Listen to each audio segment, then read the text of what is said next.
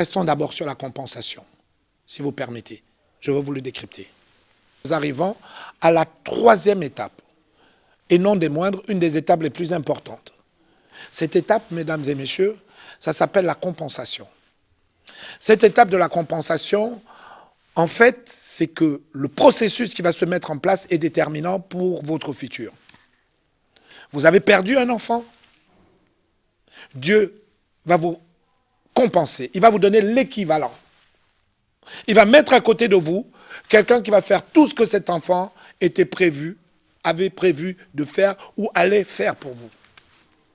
Vous avez mis au monde un enfant et cet enfant a disparu. Dieu vous enverra, si vous êtes dans l'âge de procréer, Dieu vous permettra de retomber enceinte et vous aurez un enfant qui va faire exactement tout ce que l'autre enfant devait faire dans le plan de Dieu. C'est surprenant. Maintenant, non seulement cet enfant sera capable de faire tout ce que l'autre enfant devait faire, on est dans le domaine de la compensation. Si vous avez perdu un travail, Dieu va vous donner un travail équivalent, déjà pour commencer, équivalent au premier travail que vous venez de perdre. Si vous n'avez pas fait de faute, bien sûr. Si, en fait, vous avez perdu ce travail de manière injuste. Si, en fait, vous êtes quelqu'un de sage et que vous dites « oui, c'est moi qui ai fauté ». Oui, c'est moi, ce travail, en fait, je n'ai pas été à la hauteur des tâches qui m'ont été assignées. Ou alors, vous êtes dans une restructuration et on dit on va partir. On va faire partir du monde. Bon, ce n'est pas la volonté de Dieu. Vous ne pouvez pas accuser Dieu en disant si Dieu était vivant, si Dieu existait, pourquoi il a permis que mon enfant meure? Dieu n'a pas permis que votre enfant meure. Il y en a d'autres qui tournent même le dos à Dieu. Et Dieu est là, il vous regarde. Il attend à quel moment vous allez trouver une parole de réconfort qui va vous ramener à lui. Parce que quand on est dans une douleur intense comme ça, on en veut à la terre entière. Tous ceux qui ont expérimenté la chose, d'accord, arrivés à un moment donné, se posent beaucoup de questions. Comment Dieu a permis qu'une chose pareille puisse arriver? Dieu n'a pas permis qu'une chose pareille puisse arriver. Dieu n'est pour rien. Parce que Dieu dit, je veux que tu sois en bonne santé. La Bible dit, Dieu veut que tu sois en bonne santé. La Bible dit, Dieu veut que tu prospères. La Bible dit, Dieu veut que tu prospères à tous égards. Mais la Bible ne dit jamais que Dieu veut que tu meurs ou que nous mourons. Au ciel, Dieu pleure quand il voit que nous échouons. Dieu a de la peine pour nous. Dieu a de la peine. Donc, qu'est-ce qui se passe? De suite, quand tu te retournes vers Dieu pour lui demander de venir à ton secours, Dieu dit, venez à moi, vous tous qui êtes affligés, fatigués. Il vous invite à venir vers lui. Et c'est là où Dieu commence son travail sur vous. C'est là où la compensation de Dieu, c'est-à-dire quand tu te tournes vers Dieu, au lieu de te tourner vers autre chose, parce que tu as eu un malheur, là Dieu dit, il a compris, donc je dois le réconforter, remplacer et compenser. On est dans la troisième étape, la compensation. La compensation, c'est, tu as perdu 1, on te donne 1. C'est ça ce qu'on appelle la compensation, c'est-à-dire l'équitabilité. Ça doit être équitable, ce que tu as perdu. Regardez bien dans votre vie. Beaucoup de gens, quand ils ont perdu un enfant, très peu de temps après, ou quelques années après, il a un autre enfant. Ça devient l'objet de toutes les attentions. Ça s'appelle la compensation. Si vous avez perdu un fiancé qui, en cours de route, change d'avis, ne vous inquiétez pas. Il y a des milliards d'êtres sur Terre. Vous aurez un autre fiancé. La vie ne s'arrête pas. Dieu va vous compenser. Et vous enverrez quelqu'un pour vous accompagner dans la vie. Un autre. 1 pour 1. Si vous avez perdu 2, on vous donne 2. Si vous avez perdu 3, il vous renvoie 3. L'équivalent de ce que vous avez perdu. C'est ce qu'on appelle la compensation. Sinon, le mot compensation, ça veut dire équilibre. Vous verrez que les juristes ont utilisé ce processus dans le Code de procédure civile. J'ai noté quelques passages. Comme ça, c'était Napoléon Ier. C'est les Français, Napoléon Ier. On parle du Code Napoléon, qui n'a rien à voir avec le Code napoléonien. Le Code Napoléon, c'était en 1803. Le Code Napoléon, c'est le code qui a permis de pouvoir mettre en place aujourd'hui le Code de procédure civile que nous connaissons dans tous les pays francophones. En fait, ils ont été influencés dans tous les autres pays francophones. C'est parti de la France, avec Napoléon Ier, donc ça a inspiré le Code civil. En 1804, on crée le Code civil. En 1806, on crée le Code de procédure civile. Il y avait Code civil, et après le Code de procédure civile, qui est venu bien après. Ensuite, en 1807, on crée le Code du commerce. 1807. Ça vient toujours du Code napoléonien. Et enfin, en 1808, le Code de l'instruction, criminelle, en 1808. Et plus récemment, en 1810, on met en place le Code pénal. Tous ces bouquins qui inspirent la magistrature pour prendre des décisions, dedans, à un moment, il y a quelque chose qui vient de Dieu, ça s'appelle la compensation. Quand tu vas au tribunal, on prend le code. C'est un bouquin rouge pour certains, pour l'Europe, bleu pour d'autres. Dans ce code, il y a un passage concernant la compensation. Si commercialement vous avez causé un préjudice à quelqu'un, il est prévu dans le code du commerce une compensation.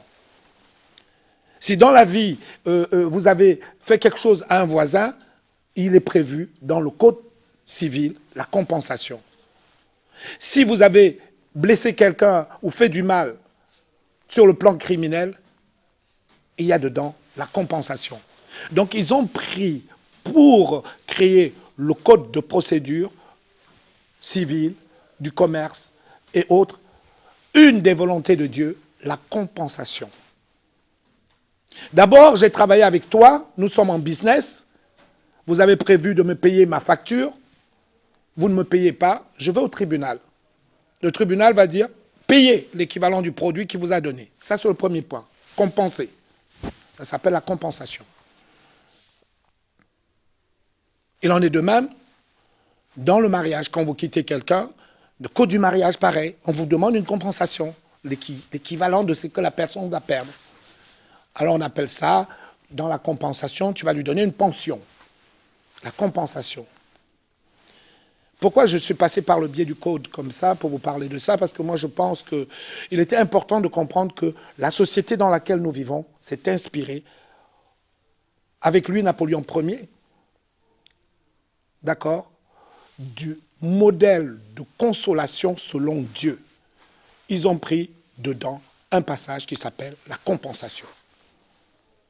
Ils ne se sont pas arrêtés là, ils sont allés beaucoup plus loin. Dans le code civil, ils ont aussi pris encore un autre passage. Vous savez que Dieu a inspiré beaucoup de juristes. Ils ont pris encore un autre passage qui s'appelle le dédommagement. C'est le 4e point. Dommages et intérêts. Vous avez déjà entendu ça? Dommages et intérêts. Tu vas payer des dommages et intérêts. Dédommagement. C'est-à-dire que vous avez causé un préjudice à quelqu'un, on va estimer que la personne, la compensation ne suffit pas, qu'il a connu des préjudices, on va demander un dédommagement. Le dédommagement, qu'on appelle dommages et intérêts, souvent peut venir, qui équivaut à 10%, 15%, 20%, 100%, 200%, selon le juge qui est devant. S'il estime qu'il y a eu mauvaise foi de votre part pour que vous ne recommencez plus, si vous devez 10 000, vous aurez des dommages et intérêts pour préjudice causés à cette personne, pour le développement de son entreprise, etc. 50 000 $. On va dire, waouh, les dommages et intérêts étaient énormes. Les dommages et intérêts étaient de 50 000 $, alors qu'à la base, la personne devait simplement 10 000.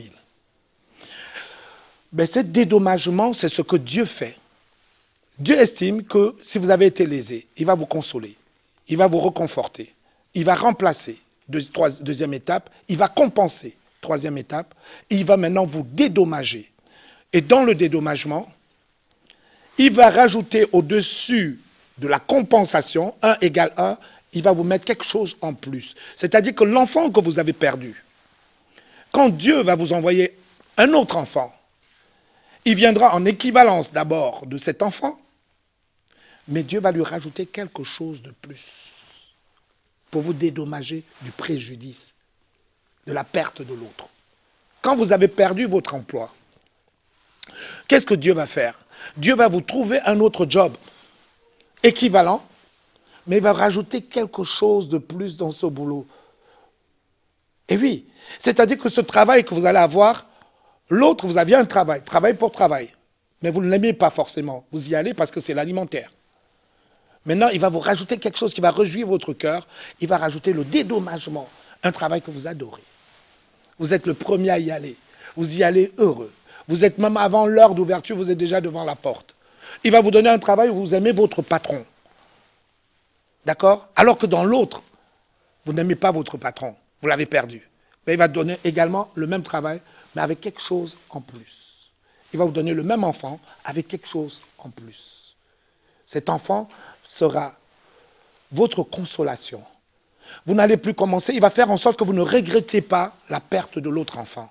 Que vous dites, oh, si c'est comme ça, mais celui-ci me comble tellement. Celui-ci fait tellement pour moi. Ah, ce fiancé, il est mieux que celui que j'avais. Il a tout ce que l'autre avait, mais il a un petit plus. C'est ça, en fait, le processus de consolation selon Dieu. Dieu va vous reconforter, il va remplacer la chose perdue, mais il va compenser et en plus, il va rajouter encore une couche supplémentaire qui s'appelle le dédommagement. Les dommages et intérêts. Là, ton cœur s'apaise. Là, tu deviens un homme heureux. On te dit, ouais, mais tu avais perdu le travail là-bas. Tu dis, ah, Kende, c'était pas un vrai travail. Ceci, c'est un vrai travail. Quand j'arrive là-bas, on m'appelle monsieur. Ceci, c'est un vrai fiancé. Il me respecte. L'autre ne me respectait pas. J'avais un fiancé, mais il ne me respectait pas. Celui-ci m'honore. Il est venu très vite demander ma main à mes parents. Il n'a pas lésiné sur la dot. Il est généreux avec ma famille, il est généreux avec moi, il me traite comme une princesse. Waouh! Vous allez vite vous rendre compte que vous avez déjà oublié la perte. Dans le processus de Dieu, il fait en sorte que vous oubliez la perte. Mes chers frères, je vous ai parlé aujourd'hui de la consolation.